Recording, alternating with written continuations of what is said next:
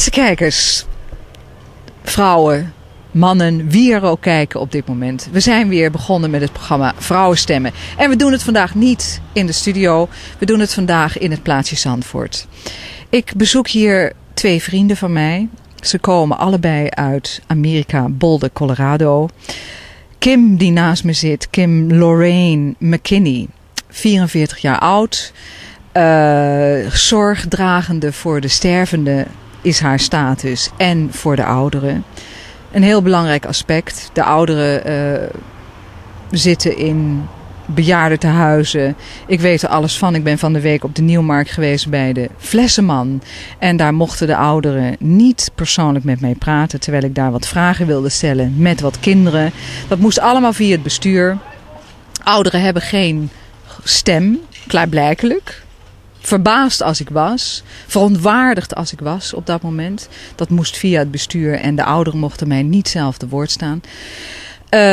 Kim is een zorgdragende voor de ouderen, maar behalve dat ze dit doet, reist ze af en toe ook. En ze komen nu net terug uit Rusland.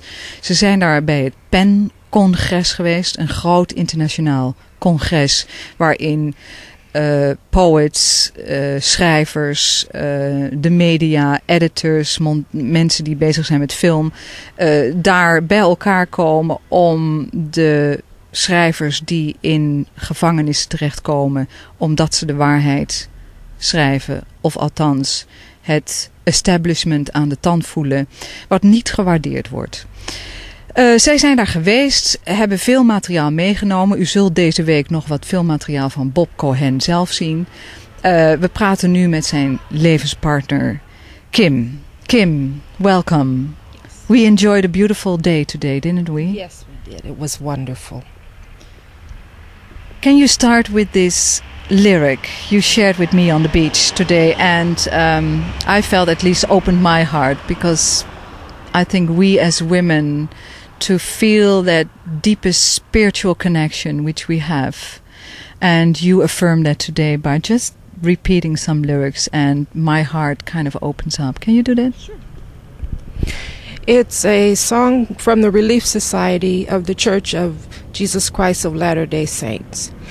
Because I have been given much, I too must give. Because of thy great love, dear Lord, each day I live. I shall divide my gifts from thee with every brother that I see who has the need of help from me. Because I have been sheltered, fed by thy great care, I cannot see another's lack and I not share. My glowing fire, my loaf of bread, my roof safe shelter overhead, that he too may be comforted. That he too may be comforted. This is an important lyric in your life. Yes, it helped me find my life's calling. We all have something to give. We all have something to share. We all have gifts. It's up to us to find out what those gifts are and to give them back. We've been given much in this life, and we all have the opportunity to give something back. This is what I do. It's the simplest thing. You have another one which is also quite simple to to live by. Mm-hmm. Love one another. It's a simple thing, so simple. It's the basis of everything. As I have loved you, love one another. By this shall men know you are my disciples, if you have love one for another. It's a simple request. It's a simple calling. As far as I'm concerned, it's what would make the world a much better place if we simply love one another.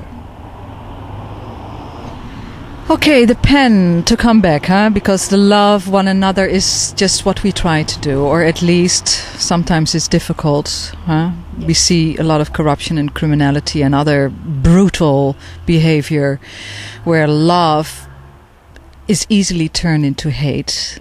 And somehow the compassionate state is something we have to keep on working at. Yes, it is. The PEN Congress this year was basically, the theme was writers writers have rights. I mean, that sounds kind of funny. The rights of writers and the right of writers to criticism and to be criticized. It was in Russia, which in itself is truly a miracle in light of all that has gone on before. And we hope that there would be openness in Russia, that people would have the opportunity to have freedom of speech, to be able to use their talent to write and say what's important in the world, and to be able to criticize their government when they find that it's doing wrong. What is, the question arises, how come that it came to Russia? Up until 15 years ago, there was a total lack of freedom of speech in Russia. Things have gotten better with the changes in Russia, but not nearly enough. And it was hoped by the international PEN that by coming to Russia, they would be making a statement that in spite of what was going on with the war in Chechnya, that the writers did in fact have the opportunity to speak their mind, to speak out against what they saw as brutality on the part of their government. It was an opportunity for the world to support the writers of Russia, to stand up for them, to come from all over the world. There were writers from 70 countries, about 200 participants in the PEN Congress this year, and that in itself was amazing because there was a controversy over whether they should come, whether going to Russia would be a statement in favor of the Russian government.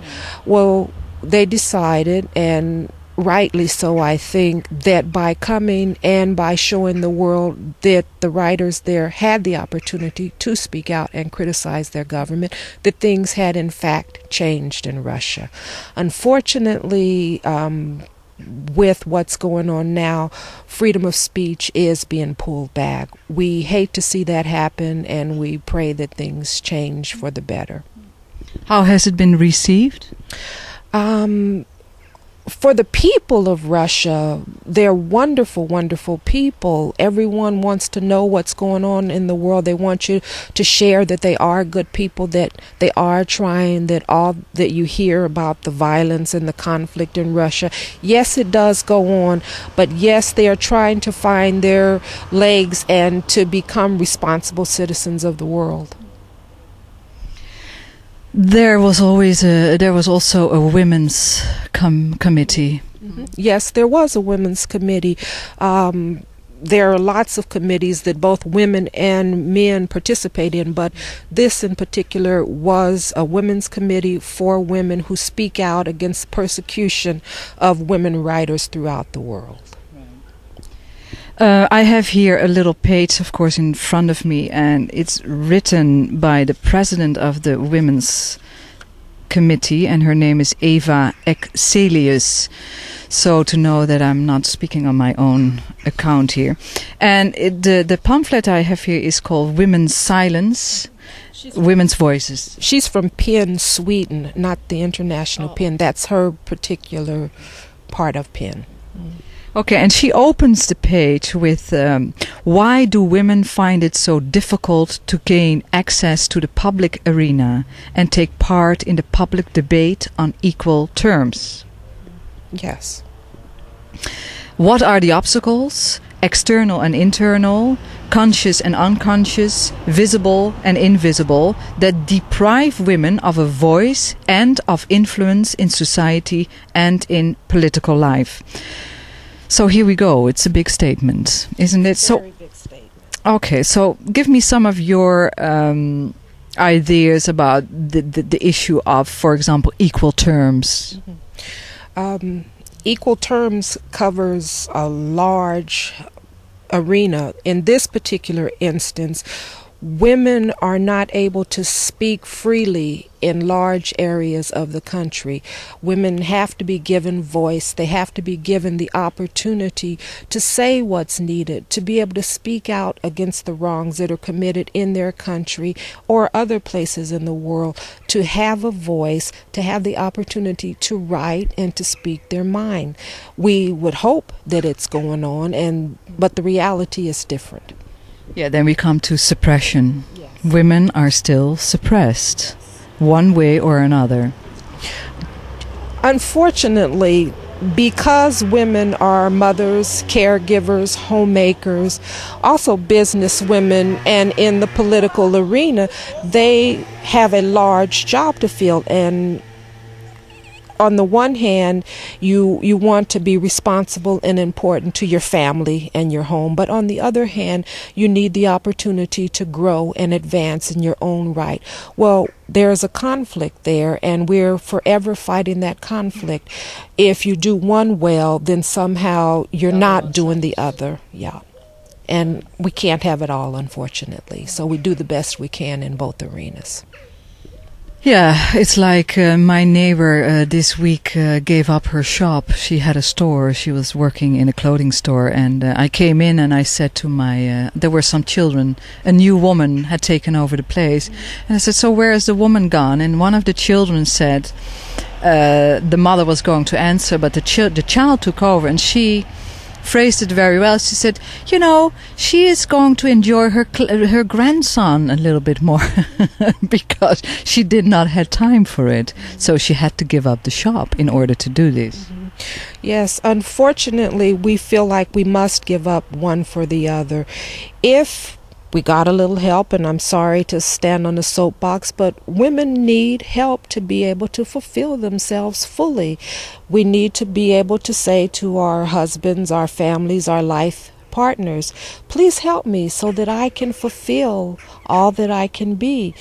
And one would hope that they would be willing to help. We can ask and hope that they do. But in overall, it's a very difficult thing to communicate, and that's exactly what she's stating, how to communicate that area precisely in the public domain as equals. And then we come to a point we discussed it this afternoon, is like men and women seem to sing a different symphony. Yes, they do. Men are told, go out, make lots of money, bring the meat home to the cave, so to speak. Women are taught to be mothers, nurturers, and caregivers. They don't seem to fit. But in reality, it is a symphony of working together, sharing a life together. Unfortunately, we haven't progressed that far. There seems to be a conflict. And as I said, we need to start speaking the language better. We need to be singing our song together. So now you're 44. You have gone through a couple of marriages. You had 3 children. 2 children. You came to a point after a couple of marriages. You came to this point. I mean, how did you are a black woman. I mean, it all adds to your status. How did you come to the freedom you have come to right now? Well, I tried to do it all. I tried to be the correct mother, to be the good daughter, to be the good wife, and it didn't work. And the reality was that when my children reached maturity, or as far as I could get them to maturity, I had to be willing to step back and say, now it's my turn. I need to find my voice. Up until this point, I have been there for you. I have nurtured you. I have loved you. And I've done it with the best of intentions, not always the best, but with my heart in it. I had my children very young, and being not formally educated, but having a good heart, I tried to do the best that I could, but realizing that I was unfulfilled and needed to change my life, I was willing to step away from the family life that I had chosen and to take a new path. It entailed moving away from Los Angeles to a totally new part of the country, sight unseen, and basically stepping out on faith and to know that I was doing the right thing. In my heart, I knew that I had a job to do and I had an opportunity to go out and do it, to find my voice, as it was. So your voice, tell me about your voice. I truly believe the statement I just made, that all we have to do is love one another. It seems such a simple thing, and yet it seems the most hard thing that in society we have been able to do. There's a conflict. In order for one person to be on top, another person has to be on the bottom. I don't believe that's true. I believe if you put yourself in the other person's shoes, if you are able to reach out and to share who you are with them and open up your heart to them, that the world would be a much better place. And it is as simple as loving one another, to put yourself out a little bit, to go the extra mile, to give a loaf of bread when it's needed, or a room when it's needed, or a home when it's needed, to be available. I know, but that's a wonderful statement, to be available, but that is a choice one has to make for him or herself. Yes.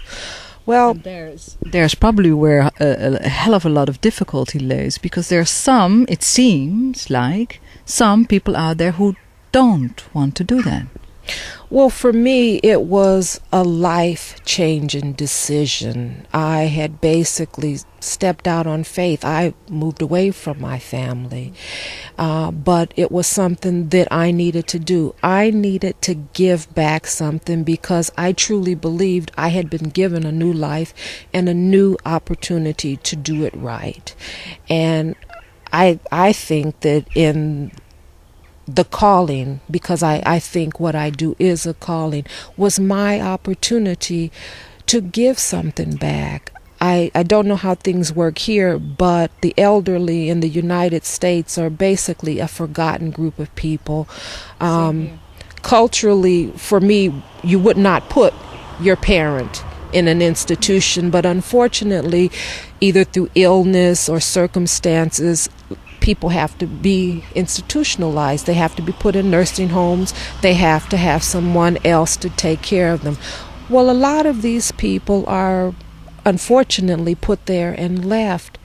They're wonderful people who have stories to tell and to be loved and to live out their last days with dignity.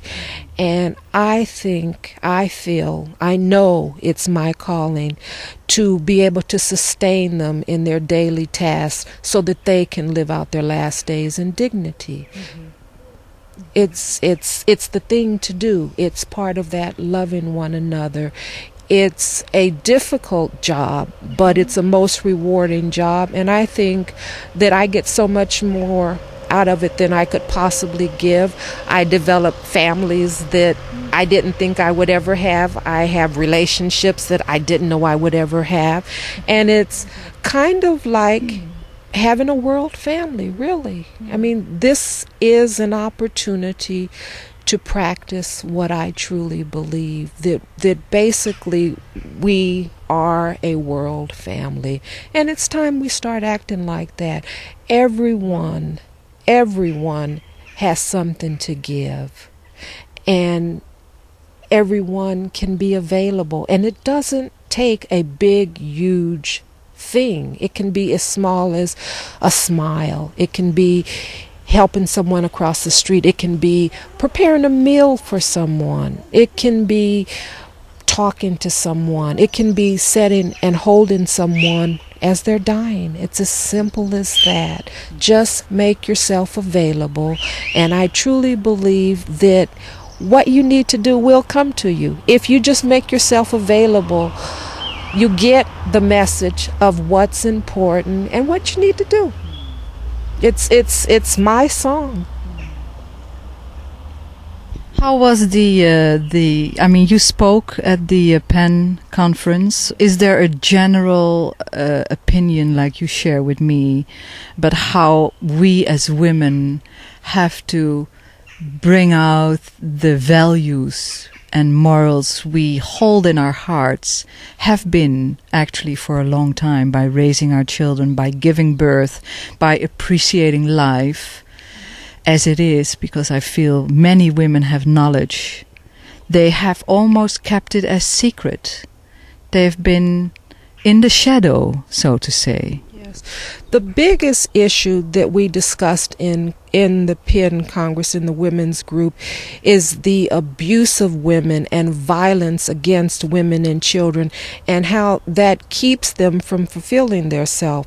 For a lot of women, it becomes a choice of, do I open up, do I tell someone that my life partner, my husband, is hurting me?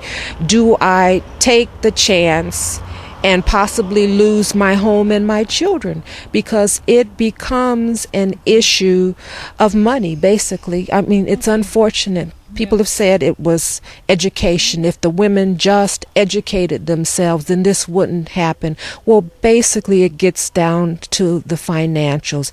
If the woman calls the police, if they go to court and the man is arrested, well, the breadwinner, for the most part, is lost in the home.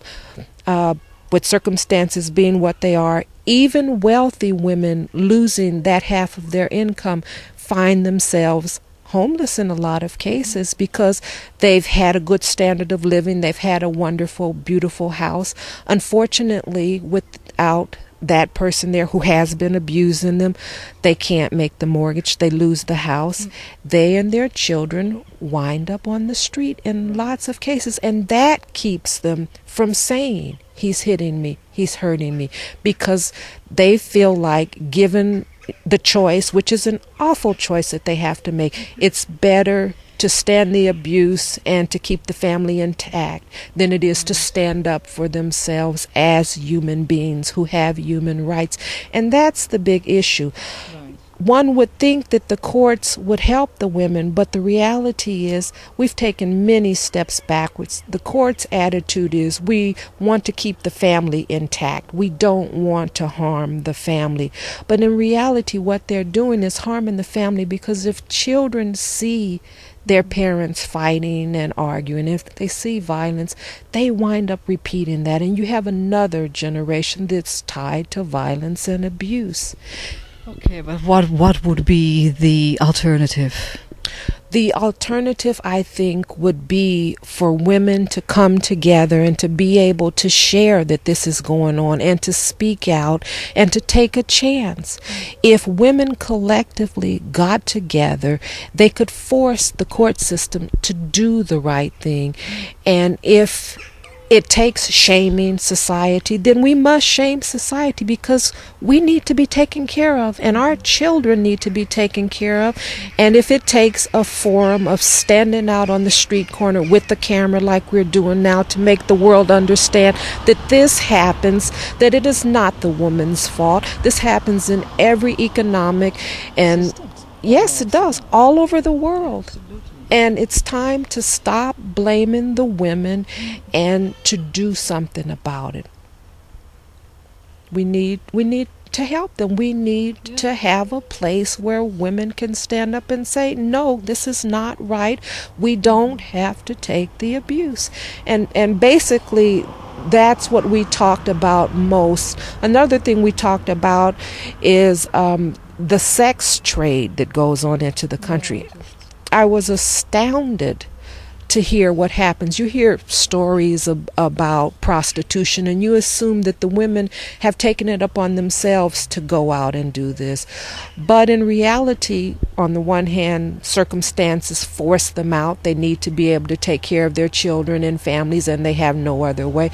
But in some cases, these women are kidnapped and shipped halfway across the world. Their passports are taken, and they are literally sexual slaves. I was surprised to hear that 50,000 women come to America under those circumstances. They are literally sexual slaves. And it's not just women, it's children too. So where do they turn to, these women? I mean, where in the whole legal system can you turn to if this is like it's economy almost? Well, in some parts of the world, they have signed contracts that say they will work for these people, and the contracts don't say what kind of work they would do. Well, it's important to stand up and say, this is what they're doing, this is what's happening, to have a voice, to stand up and say, look, this is what's happened, and to force the government to act. This is illegal, and the government turns a blind eye because in some cases, higher ups in the government are involved in this, and in other cases, it's just too big a problem and they don't want to believe that it happens. But it's important that we voice this.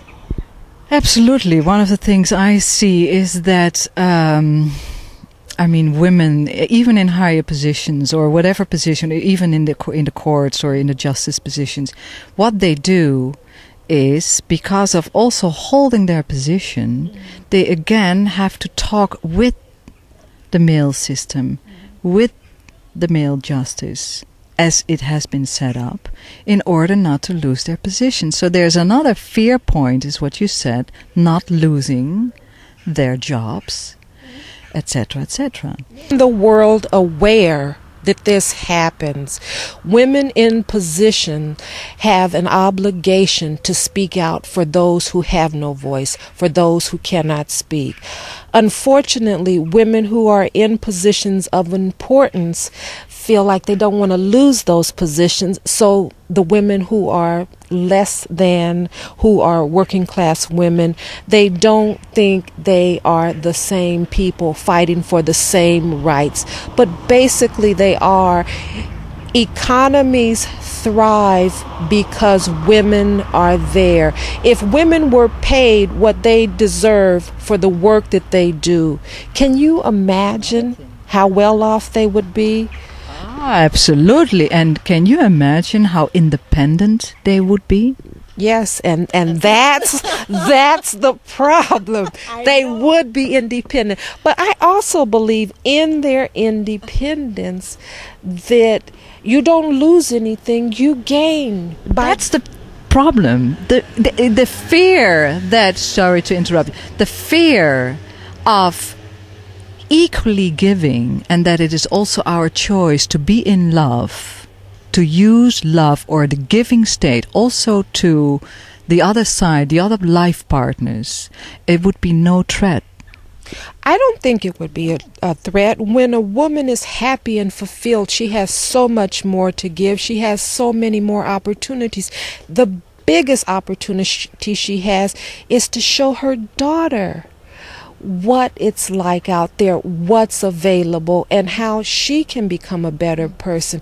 This gives voice to another generation, and there is nothing lost on that. It's only enhancing, and we have to be willing to pick up those who are lesser than us, to not say, well, that's a washwoman, she's doing it because she's uneducated. The reality is she's doing it out of necessity. She must feed her children, and if the man left her, she would still have those children to feed. She's doing what she has to do, and it's important that we not think of them and us.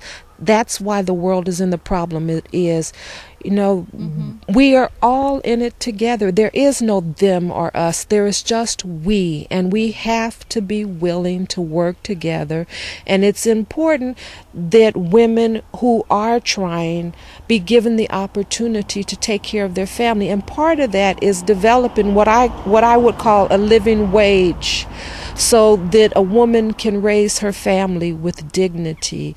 You know, we have what's called the minimum wage in the United States, which is pretty low considering how rich a country we are. It's right now $5.25 an hour, whereas the cost of living is about what it is in Amsterdam to live on.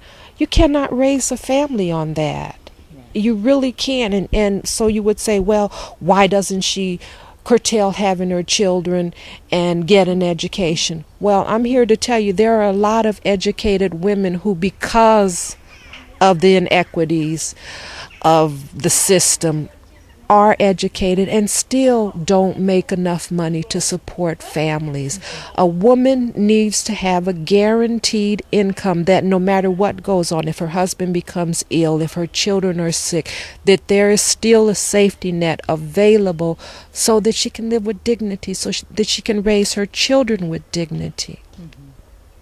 It's important. Yeah, but then the whole, it's like in England now, they knock on the doors of the fathers and say, you guys have to come and help raising the family. It's not only put it on the shoulders of the state. There needs to be an equal responsibility there. Well, men do need to be responsible. If you have children, you need to take care of them. You absolutely do. You cannot have your fun and then just walk away and leave the woman holding the burden. Men should be just as responsible for caregiving, nurturing, and taking care of a family. It is not just a woman's job. No, it's not. And if it was more equitable with that, then women would have the opportunity to go out into the world and to better themselves. They really would. And like I said, I don't think it's taken anything away from the family or from society. I think everyone is bettered by a more equitable distribution of the wealth. Very true. So we as women, you as a woman, you are a life partner of Bob. You're traveling quite a bit with him. How is it to be in Amsterdam? How's it to be? I love Amsterdam. I mean, I say if I had to live anywhere else in the world other than the United States, Holland would be it. Okay. Yes, because I think there are lots of freedoms there that we don't have. I mean, we think that we have lots of freedoms in the United States, but there's always a conflict. Same here. I'm sure that that's true, but I think there's a better safety net, and I think that right here, what we're doing now, we have an opportunity to do this. You wouldn't have just two women sitting and talking and have it on television or in the media because it's too expensive.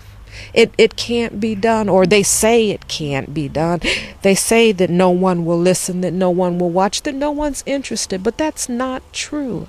I think that people are interested. You just need a forum to be able to share ideas.